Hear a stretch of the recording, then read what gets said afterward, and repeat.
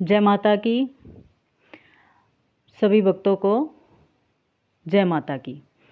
22 सितंबर से 1 अक्टूबर तक शारदीय नवरात्र हैं। आओ जाने माता के 9 स्वरूपों का महात्म्य, 9 स्वरूपों की महिमा का गुणगान, माता पार्वती और शिव भगवान की गाथा का वर्णन करते हैं। जय माता दी। संजू देवी के चैनल में आपका स्वागत है और माता रानी की कृपा से आशा करती हूँ कि आप सब ठीक होंगे। हम भी भगवान की दया से ठीक हैं, माता रानी की कृपा से ठीक हैं। तो आओ नवरात्रों के बारे में बात करते हैं। माता के 9 स्वरूपों की जो पूजा होती है वो आज कुछ गुणगान करते हैं। इस बार जो नवरात्र है वो 9 की बजाय 10 दिनों का है। तृतीया का जो नवरात्र है वो 2 दिनों तक है। तो शारदीय नवरात्र की आपको बहुत बहुत बधाइयाँ। माता रानी आप सब पर बहुत कृपा बनाए रखे और सब पर अपनी दया दृष्टि बनाए रखे। तो आपने यहाँ पर नवरात्र का बढ़ना और श्राद्ध का कम होना बहुत अच्छा मानते हैं। इस बार जो माता का स्वरूप आ रहा है वो हाथी पर आ रहा है और जब माता रानी हाथी पर आती है तो बहुत धन और खुशियाँ लेकर आती है, क्योंकि हाथी मदमस्त होता है और बिल्कुल धीरे धीरे चलता है। तो इसका मतलब यही हुआ कि आपके पास जो भी खुशियाँ आएंगी वो लंबे समय तक आएंगी और धीरे धीरे लेकिन आएंगी ज़रूर। धीरे धीरे आएंगी लेकिन आएंगी ज़रूर और लंबे समय के लिए रुकेंगी। तो माता के 9 स्वरूपों की पूजा अब की बार 10 दिनों तक होगी, ठीक है। और माता के नवरात्र में अखंड ज्योत जलाते हैं और अखंड ज्योत का बहुत महत्व होता है। अखंड ज्योत का जो होता है वो बहुत महत्व होता है। और अखंड जो ज्योत जलाते हैं उसका मतलब होता है कि हम माता को अपने घर पर निमंत्रण दे रहे हैं, हम माता को अपने घर पर बुला रहे हैं।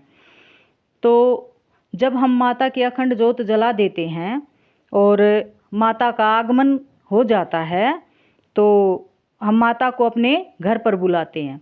और माता को घर पर छोड़कर अगर हम उस माता की ज्योत को अकेला छोड़कर हम बाहर चले जाते हैं तो इसका मतलब यही हुआ कि हमने माता का निरादर किया। जैसे हम घर में माता को बुलाकर और उसको छोड़कर कह दें कि भाई मैं आज मैं ऑफिस जाऊंगा, आज माता आप घर पे रहना।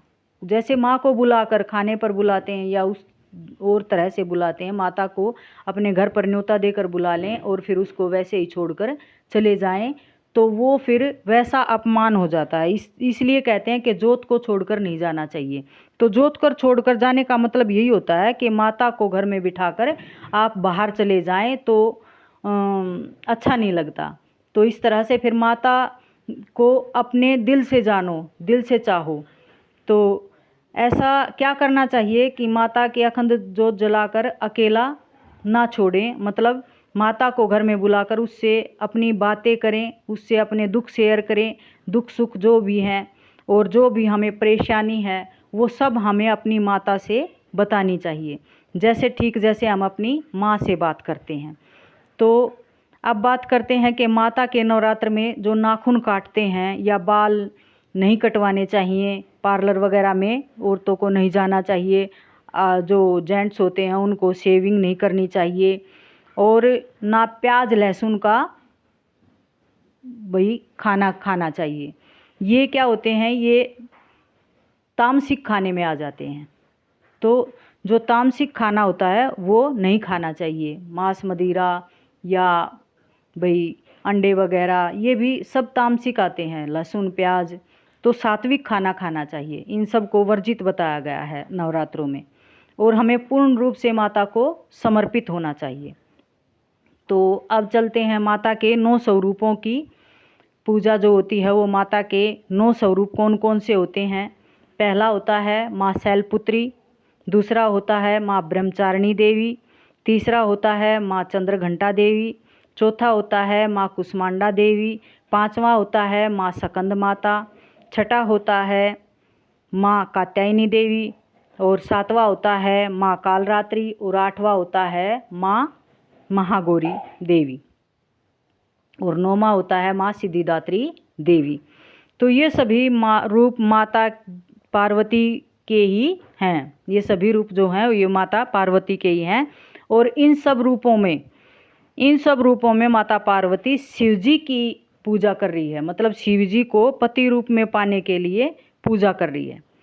पहले माता पार्वती राजा दक्ष के घर में जन्म लेती है और राजा दक्ष माता पार्वती को उस जो वो यज्ञ करते हैं, मतलब पहले तो माता पार्वती का विवाह ही शिव जी से नहीं करना चाहते थे। तो फिर जब माता पार्वती नहीं मानी और माता पार्वती ने शिव से विवाह कर लिया, किसी कारणवश हो गया, मतलब भाई सभी देव देवताओं की मर्जी से या उस तरह से, तो फिर दक्ष को गुस्सा आया और उसने जब यज्ञ किया था तो माता पार्वती को न्योता दिया, सबको बुलाया, ना माता पार्वती को न्योता दिया और ना ही भगवान शिव को बुलाया। तो इस तरह से फिर शिव भगवान का अपमान हो गया और माता पार्वती उस जो यज्ञ हुआ था उस यज्ञ में ही सती हो गई थी। तो इस तरह से फिर उसका भगवान शिव का अपमान हो गया। तो माता पार्वती उसमें सती होने के बाद फिर भगवान शिव ने अपना रौद्र रूप दिखाया और माता पार्वती का दूसरा जन्म हुआ इस तरह से। तो जो माता पार्वती का दूसरा रूप हुआ था वो शैलपुत्री के रूप में हुआ था राजा हिमालय के घर में, और इसी कारण माता हिमालय राजा की पुत्री शैलपुत्री कहलाई। शैल का मतलब हिमालय, मतलब पहाड़ पर्वत होता है। तो इसी तरह से फिर वो माता शैलपुत्री कहलाई। और जब माता जवान हुई, मतलब बड़ी होने लगी, तो हिमालय राज ने नारद मुनि को कहा कि मुझे तो अपनी पुत्री का विवाह भगवान विष्णु से ही करना है।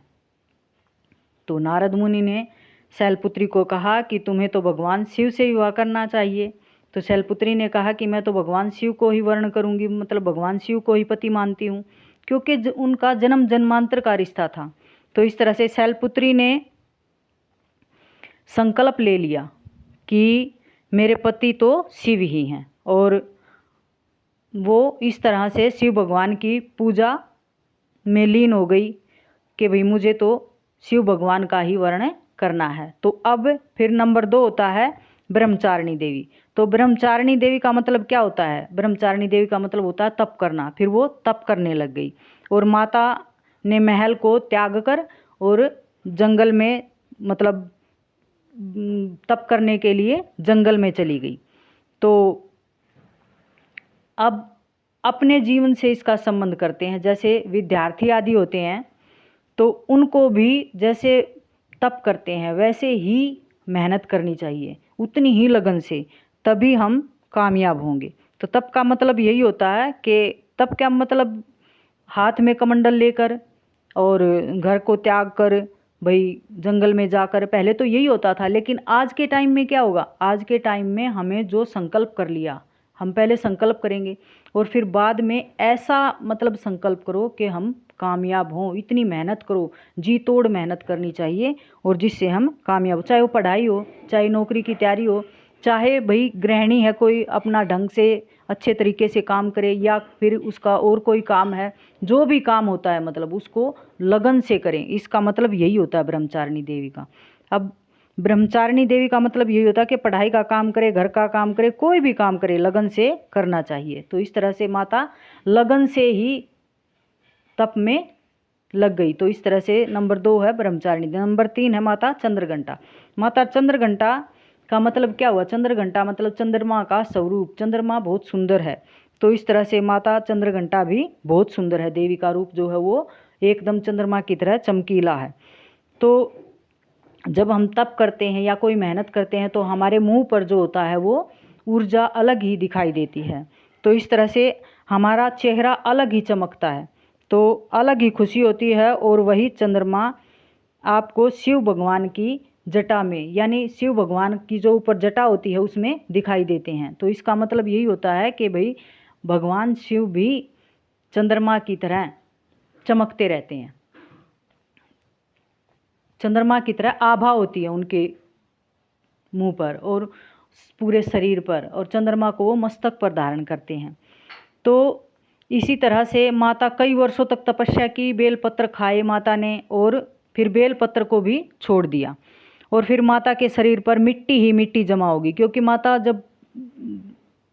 जब तप कर रही थी तो वो वहीं पर थी जंगल में, और शिव भगवान को प्राप्त करने के लिए कठोर तप कर रही थी सालों तक, कई सालों तक, हजारों सालों तक, जैसे इस तरह से, और वहीं पर तप करती रही। अब चंद्र घंटा का मतलब क्या होता है कि इस दिन हमें मंदिर में घंटी भी ज़रूर चढ़ानी चाहिए और घंटी बजानी भी चाहिए, घंटी को साफ भी करना चाहिए।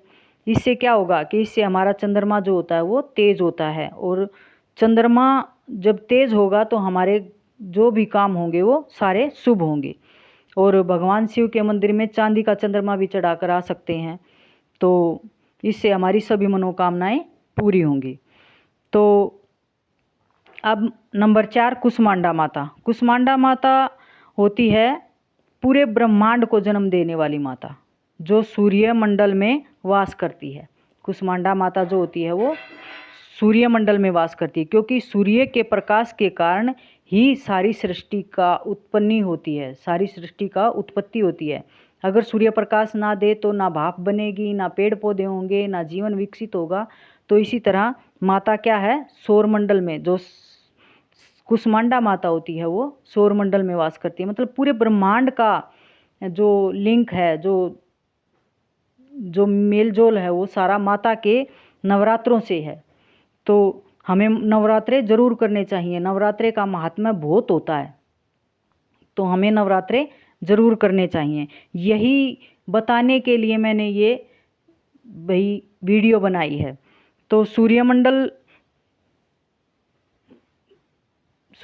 में वास करती है माता, और माता कुष्मांडा जो होती है वो मंद मंद मुस्कुराती है। मंद मंद जब मुस्कुराती है तो चारों ओर पूरे ब्रह्मांड को देखती है, और चारों ओर हरियाली और फूल ही फूल होते हैं। माता कुष्मांडा जब मुस्कुराती है तो चारों ओर फूल खिलते हैं, चारों ओर हरियाली होती है, पेड़ पौधे विकसित होते हैं। ऐसे ही मनुष्य, जानवर जो भी हैं वो सब विकसित होते हैं। मतलब जब सूर्य का प्रकाश निकलता है तभी तो सब कुछ पॉसिबल होता है। तो इसी तरह से अगर हमें सरकारी नौकरी की तैयारी करनी है तो माता की पूजा करें और सूर्य भगवान को जल दें सुबह उठकर, ज़रूर करना चाहिए ये। तो ये बहुत सी बातें ऐसे ही मैंने भाई किसी को अच्छी लगेंगी और किसी के काम आएंगी, इसलिए मैंने आपके लिए ये वीडियो बनाई है। तो जो भी सरकारी नौकरी की तैयारी करता हो और सरकारी काम बनते, क्योंकि हम सूर्य को जल देते हैं, सूर्य को जल देने से ही हमारे सरकारी काम सारे। सूर्य कौन है? सूर्य भगवान जो होता है वो सरकार के ही बराबर होता है। तो सबसे बड़ी चीज़ होती है, सबसे बड़े देवता होते हैं सूर्य भगवान। तो सूर्य भगवान के पास वो देवी वास करती है और सूर्यमंडल में वास करती है। सूर्यमंडल में जो सूर्यमंडल की जो आभा होती है उसमें वास करती है। तो इससे सूर्य भगवान को जल दें और प्रभाव देखें, ज़रूर से भी ज़रूर आपका सरकारी काम बनेगा। तो इस तरह मतलब कुष्मांडा माता की पूजा करें। तो नंबर 5 है सकंद माता। सकंद माता की गोद में सकंद भगवान, मतलब जो कंद मूल फूल जो होते हैं, ये कार्तिक भगवान के रूप में वास करते हैं। और भगवान सकंद माता गोद में लेकर बैठती है पुत्र की तरह। तो पूरे आभा मंडल की ओर मुस्कुराती है, जो पूरा आभा मंडल होता है उसकी तरफ मुस्कुराती है, और भगवान शिव की पत्नी के रूप में आकर सूर्यमंडल में वास करके मंद मंद मुस्कुराती है। इस आभा मंडल को महका देती है, और माता की गोद में सकंद है। तो इसका मतलब किसी की अगर गोद नहीं भर रही, अगर बच्चा नहीं हो रहा तो माता की पूजा करें, तरक्की नहीं हो रही तो माता की पूजा करें, माता को नमस्कार करें, और बच्चों की लंबी उम्र के लिए माता का पूजन करना चाहिए। तो नंबर 6 है कात्यायनी देवी। अब कात्यायनी देवी अगर सुख समृद्धि भी हो गई और बच्चे भी हो गए तो पति पत्नी के रिश्ते में थोड़ी सी बच्चे होने के बाद थोड़ा सा दूरीपन सा आ जाता है जैसे, तो इस तरह से फिर हमें कात्यायनी देवी की पूजा करनी चाहिए। रिश्ते में जो खटास होती है वो मिट जाती है। और माता को सिंदूर चढ़ाना चाहिए और शहद का भोग लगाना चाहिए। शहद के भोग से मिठास बढ़ती है। शहद का जब हम माता को भोग लगाते हैं तो पति पत्नी का रिश्ता मधुर होता है। और जो शहद का हम भोग लगाते हैं उस शहद को हमें पूरे घर में बांटना चाहिए। इससे परिवार में भी मिठास बढ़ता है। नंबर 7 है कालरात्रि माता। माता कालरात्रि ने बच्चा भी दे दिया और पति पत्नी का रिश्ता भी मधुर हो गया और तरक्की भी हो गई। अब किसी की नज़र ना लगे और मेरे घर पर कोई बुरी नज़र ना उठाए। तो महिषासुर का हमारे मन में आता है ना कि कोई भी हमारे घर की तरफ देखेगा या मेरे बच्चों की तरफ बुरी नज़र से देखेगा तो मैं उसका विनाश कर दूंगी। तो इसी तरह से माता का है कि महिषासुर का वध कर दूंगी, चंडमुंड रूपी राक्षस को मार डालूंगी। और जब औरत रूपी माता अपने रौद्र रूप में आए तो शिव भगवान भी उसके पैरों में आ जाते हैं, जैसे माँ काली के पैरों में शिव आ गई थी। तो शांत करने के लिए, माता को शांत करने के लिए शिव भगवान ने कहा था कि हे कालरात्रि, तू अपने क्रोध को, हे काली माता तू अपने क्रोध को कम कर और सृष्टि को बचा। तो सृष्टि अब वो रौद्र रूप जो दिखाते हैं उसको अब आज के टाइम में लेंगे ना तो यही गणना होगी।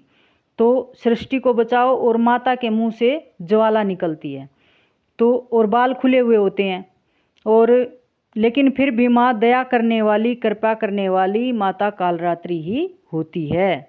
सबसे अच्छी जो होती है वो माता कालरात्रि होती है, क्योंकि वो सब पर दया करती है, सबका भला करती है। वो किसी की भी बुरा नहीं करती, किसी का भी बुरा नहीं करती। तो अगर आपके घर में जादू टोना हो रखा है, आपके बच्चे पर मतलब किसी ने कुछ कर रखा है, आपके बच्चे नहीं हो रहे या आपके व्यापार में बाधा है, तो माता काली की पूजा करें और ये मंत्र बोलें, जैसे ओम दूर दूर दूर दुर्गाय नमः, ओम दूर दूर दुर्गाय नमः, ओम ह्रीं क्लीं चामुंडाय नमः, कोई सा भी मंत्र, और माता का पूजन करें। जय माता दी भी खाली बोल सकते हैं या माता भगवती वासुदेवाय नमः ये भी बोल सकते हैं। ओम नमः शिवाय, माता पार्वती नमः ये भी बोल सकते हैं। और हो सके तो इन मंत्रों का रात्रि को उच्चारण करें, क्योंकि काल रात्रि का आ गया ना, तो रात्रि को ही पूजा की जाती है माता की, जो माता काल रात्रि होती है। जैसे हम रोजाना पूजा करते हैं वैसे ही पूजा करें और रात को मंत्रों का उच्चारण भी कर सकते हैं, जिससे हमारी सभी कष्ट मिट जाएंगे, सभी किया धरा मिट जाएगा। तो इस तरह से अब है नंबर 8 महागौरी माता। जब शिव भगवान ने देखा कि माता इतनी तपस्या में लीन है तो शिव भगवान ने अपनी जटाओं में से पानी डाला। शिव भगवान ने माता के ऊपर अपना जो जल था, वो जो माता गंगा को उसमें रखते हैं जटाओं में, वो डाला और माता की सारी मिट्टी माता के शरीर पर से धो दी। तो माता का शरीर बिल्कुल चमकने लगा। और भगवान शिव ने माता पार्वती को तीज वाले दिन, जो हरियाली तीज होती है ना, उस तीज वाले दिन पत्नी के रूप में स्वीकार किया था। वही माता गौरा है। और अब है कोई भी लड़की अगर अपने आप को सुंदर बनाना चाहती है या सुंदर रूप चाहती है तो महागौरी की पूजा करें।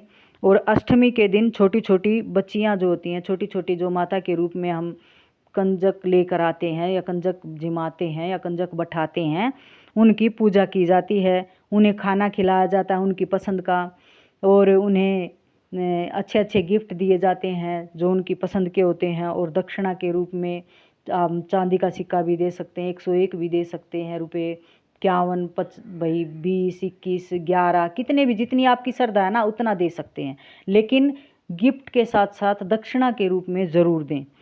तो इससे माता के स्वरूपों में आयु कन्या और कंजक खुशी खुशी अपने विदा करने चाहिए। कप चुनरी भी देते हैं। तो जैसा आपका श्रद्धा हो वैसा ही करना चाहिए।